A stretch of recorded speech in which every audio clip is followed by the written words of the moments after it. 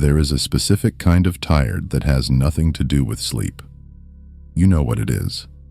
It is the tired of someone who has given too much for too long, who has said yes when they meant no, who has shown up for everyone else and quietly stopped showing up for themselves, who has bent and adjusted and accommodated until they no longer remember what it feels like to simply exist without managing someone else's needs. And the confusing part, the part that makes this particular tired so difficult to address, is that from the outside everything looks fine. You are helpful. You are reliable. You are the person people call when they need something. You are liked, possibly even loved. And yet underneath all of that, underneath the availability and the agreeableness and the carefully maintained relationships, something is wrong. A quiet resentment that you did not choose and cannot fully explain. A sense of being used that feels ungrateful to name because these are people you care about. An exhaustion that does not go away because it is not caused by what you are doing. It is caused by what you are not doing. You are not protecting yourself, not because you cannot, but because somewhere along the way, you learned that protecting yourself comes at a cost you are not willing to pay. The cost of being seen as difficult, of being liked less, of conflict, of guilt, of the specific discomfort that comes when you put yourself first and someone around you makes it very clear they would have preferred you did not. This video is about that cost and why you have been overestimating it for years. Let's start with something uncomfortable. Think about the most agreeable person you know, the one who never says no, who is always available, who never causes conflict, who everyone speaks warmly about because they are so easy to be around. Now think honestly about whether that person seems genuinely happy, not performing happy, not reliably cheerful in social situations, genuinely, privately, deeply content with their life. For most people, when they think carefully, the answer is no. Not always, but often enough to be worth examining. Because there is a specific kind of misery that belongs almost exclusively to people who are universally liked.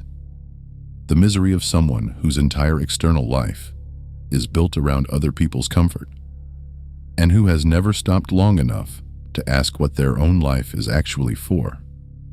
The person everyone likes is often the person who has learned, usually early, usually through painful experience, that being liked is safer than being themselves. That accommodation is a form of protection. That if you give people what they want, if you are always available, always agreeable, always easy, they will not leave. They will not reject you. They will not be angry with you. And for a long time, maybe a very long time, that strategy works. People do like you. People do stay. The relationships are maintained. The conflict is avoided. But something accumulates underneath. Because every time you say yes when you mean no, every time you accommodate when you would rather not, every time you manage your expression to keep the peace rather than saying what is actually true, you send yourself a message. A quiet, persistent, deeply damaging message. That what you actually want does not matter as much as what other people need. That your comfort is less important than their approval. That who you actually are is less acceptable than who they need you to be. And you can only send yourself that message for so long before it becomes a belief. And once it becomes a belief, once the idea that your needs matter less than everyone else's is not just a strategy, but a fundamental assumption about your place in the world, the resentment that follows is not a character flaw. It is the completely inevitable result of a self that has been systematically undervalued by others, but most of all, by you. Before we talk about how to change this, We need to be honest about why it is so difficult, because most people who struggle with boundaries know they struggle. They are not unaware. They understand intellectually that saying no is allowed, that their needs matter, that they are allowed to have limits, and they still cannot do it. Not consistently, not without enormous guilt, not without the immediate anxiety of imagining how the other person will respond. Here is why. The inability to set limits is almost never about the present situation. It is about what the present situation reminds the brain of. Most people who cannot say no learned very early that saying no had consequences. Not necessarily dramatic consequences, but real ones. Withdrawal of approval. Disappointment that was communicated clearly. Conflict that felt overwhelming to a child who did not have the capacity to handle it. A relationship that became colder or more difficult when limits were expressed. And the brain, which is extraordinarily good at pattern recognition and extraordinarily bad at distinguishing between past and present, carries that learning forward into every relationship, into every situation where a no is required. And in that moment, in the moment between the request and the response, the brain is not just calculating the cost of this specific no.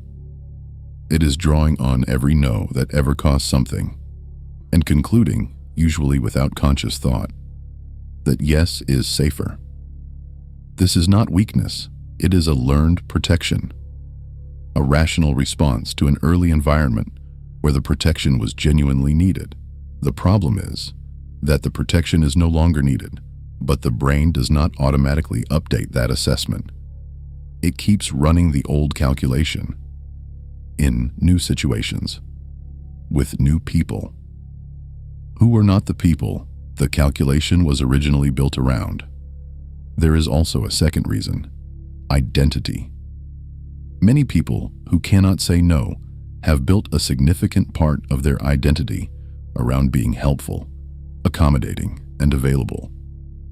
Being the person who shows up, who can be counted on, who never makes things difficult. And saying no, even once, even in a situation where it is clearly appropriate, feels like a betrayal of that identity. Like becoming someone different, someone less generous, less caring, less good. And the fear of that, the fear of no longer being the person everyone can rely on, is often more powerful than any other consideration in the moment, including their own well-being. Now let's talk about what this is actually costing. Not in abstract terms. Specifically, the first cost is energy. Every yes that should have been a no costs energy. Not just the energy of doing the thing you agreed to. The energy of managing your internal response to doing it. The quiet resentment. The low-level frustration. The background processing of why you said yes again when you did not want to. All of that runs continuously, at a cost that compounds over time, until the baseline level of exhaustion becomes so normal that it no longer registers as unusual. It just feels like life. The second cost is resentment, and resentment is the most relationship-damaging emotion that exists, because it is almost never expressed directly. It accumulates, quietly, in small moments, in the slight edge that enters your voice, in the patience that runs out faster than it should, in the fondness that erodes without either person being able to name exactly when or why. And the devastating irony is this: the resentment is directed at people you love, people you chose, people you would not want to lose, but who you are slowly beginning to resent precisely because you have never told them what you need. You have never said, "This does not work for me." You have never given them the opportunity to be the person who respects your limits, because you never showed them what your limits are. The third cost is identity. This one is the deepest and the least visible. When you consistently subordinate your own needs, preferences, and values to the needs of others. When you consistently become whoever the situation requires rather than whoever you actually are. You begin to lose track of the real answer to a very basic question. What do I actually want? Not what is expected. Not what would make this easier. What do I actually want? And when that question becomes difficult to answer, when the honest response requires so much excavation that you do not even know where to start, that is the clearest possible sign that the cost of boundarylessness has reached the level of identity erosion. You have not just been giving too much. You have been giving yourself. Now let's talk about something that most boundary content completely ignores. What is happening on the other side? Because you can understand everything about why you need limits, you can be completely clear on the cost of not having them, and still collapse the moment the other person responds badly, which they will, at least initially. Because here is what happens psychologically to someone when you set a limit with them for the first time, especially if they are used to you not having one. Their brain registers an unexpected change in the rules, something that was previously available to them. Your unconditional yes, your automatic accommodation, has been modified. And depending on the person, depending on their own psychology, their own history, their own relationship with limits, that modification will produce one of several responses. The first response is respect. This is the response of someone who is secure enough to recognize that a person who knows what they need and can communicate it clearly is someone worth taking seriously. These people will adjust, without drama, without punishment, and the relationship will be better for it. More honest, more mutual, more real. The second response is guilt induction.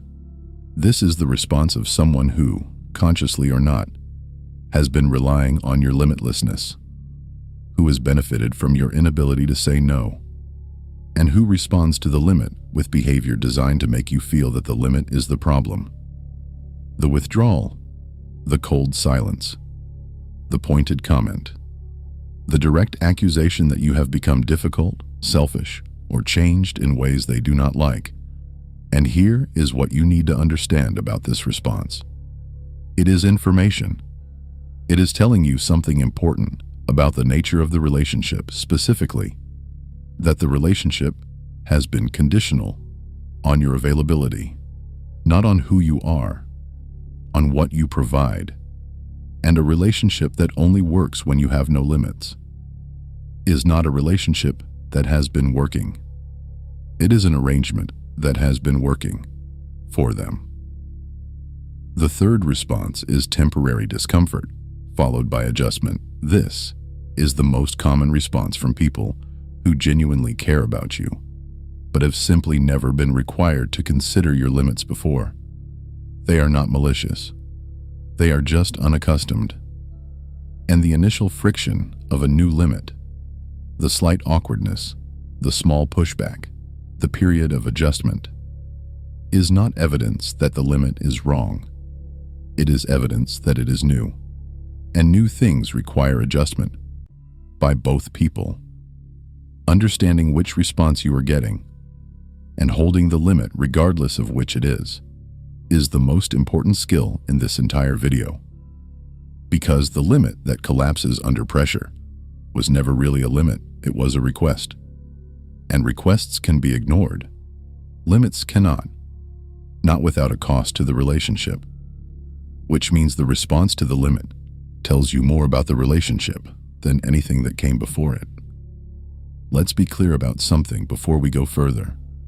Limits are not walls. They are not punishments. They are not the weaponized anger of someone who has finally had enough.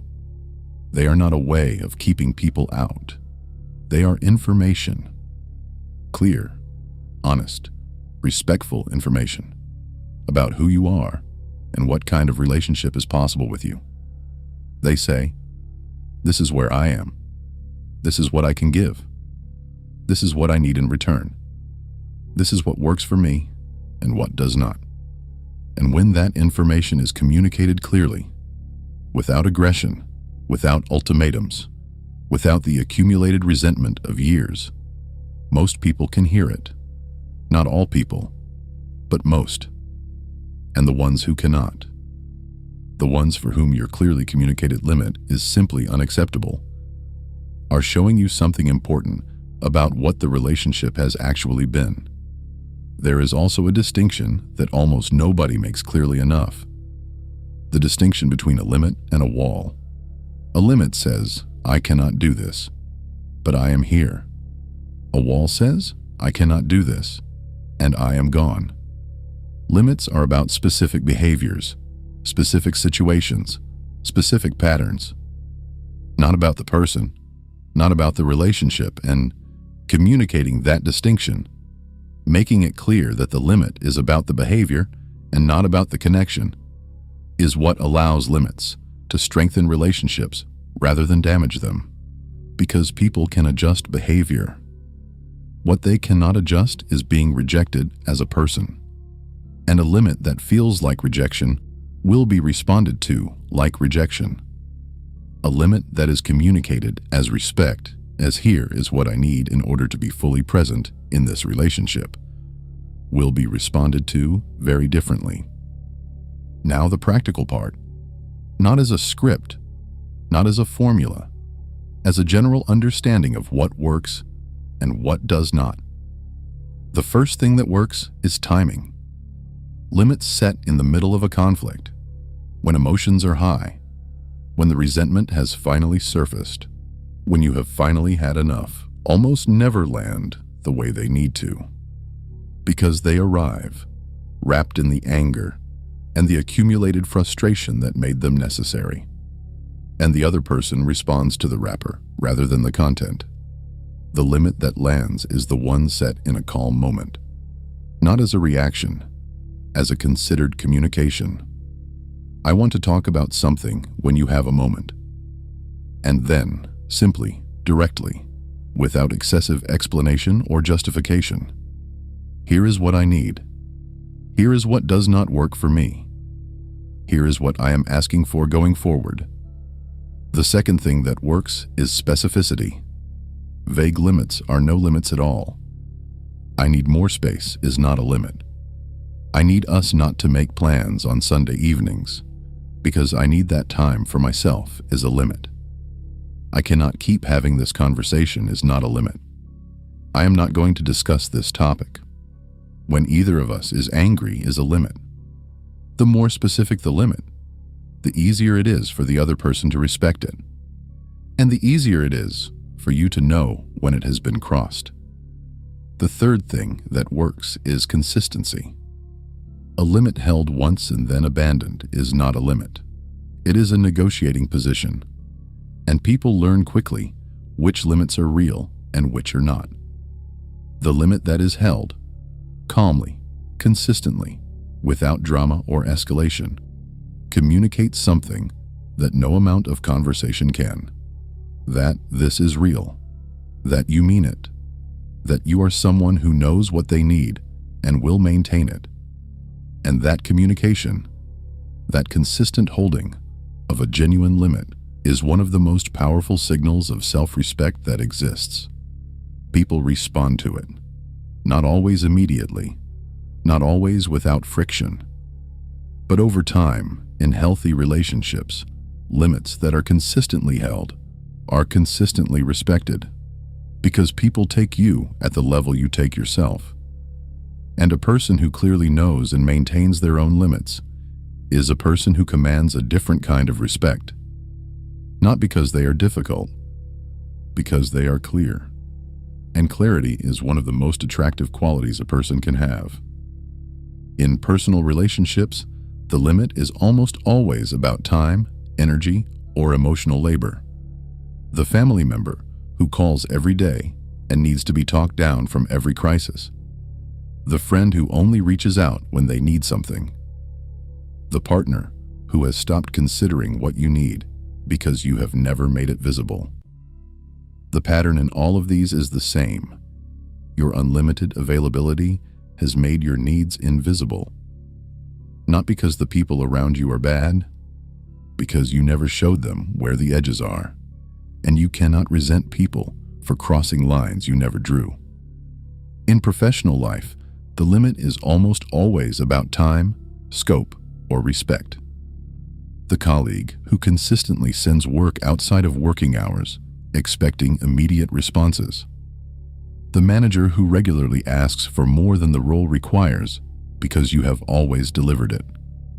The client who treats access to you as unlimited because you have never indicated otherwise. Again, the pattern is the same. In the absence of clear limits, people expand to fill the available space. Not maliciously, just naturally. The way water finds the edges of whatever contains it.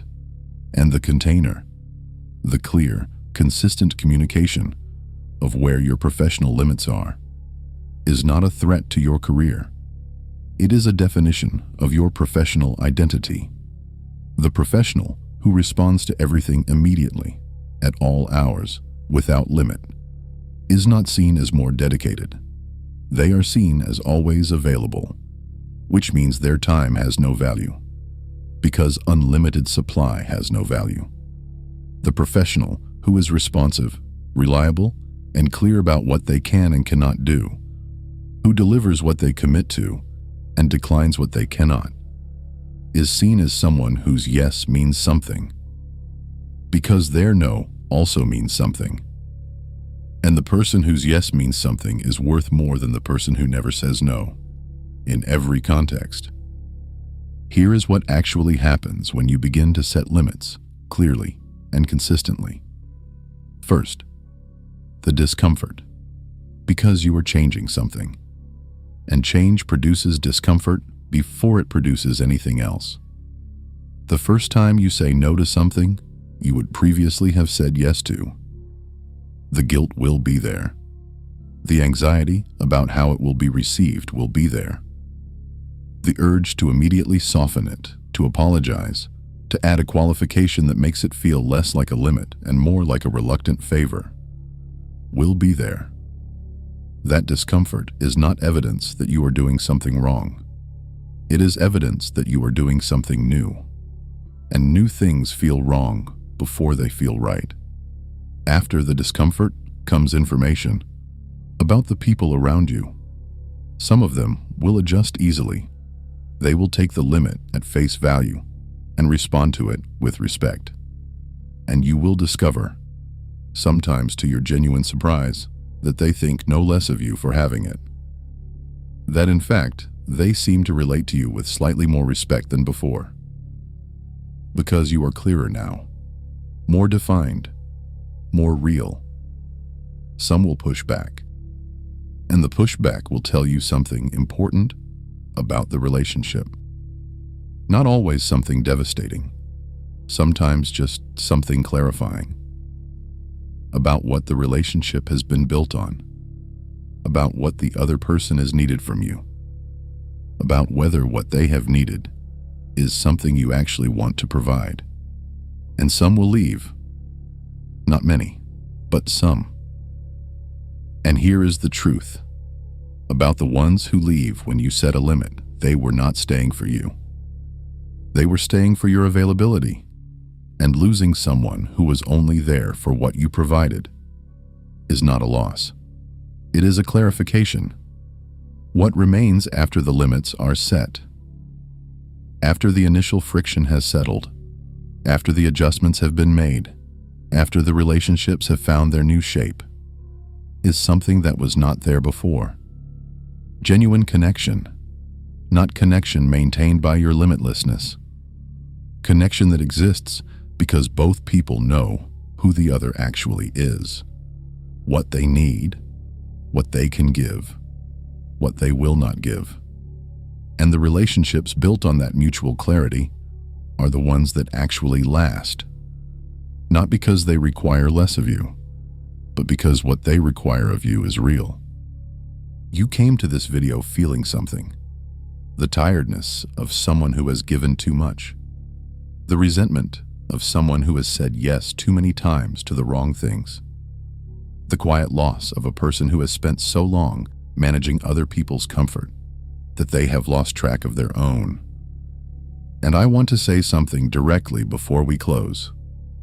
None of this is your fault. The inability to set limits is not a character flaw. It is a learned response to an environment that taught you that your needs mattered less than your usefulness. But it is yours to change. Not through a dramatic confrontation, not through becoming someone cold or unavailable or difficult, through the quiet, consistent, respectful communication of who you actually are, what you actually need, what actually works for you, and what does not. That communication, honest, calm, specific, is not selfishness. It is the most generous thing you can do for the people in your life, because a version of you with limits is more present than a version of you without them, more genuine, more sustainable, more capable of actually showing up. Not out of obligation, not out of fear of what happens if you do not, but because you chose to. The most liked people are often the most miserable. Not because being liked is wrong, but because being liked for your limitlessness is not being liked at all. It is being used comfortably, and you deserve more than that. You deserve relationships where your presence is chosen, not assumed, where your yes means something because your no also means something, where who you actually are, not who everyone needs you to be, is enough. It is. If this made sense to you, you already know why you're here. We'll talk again.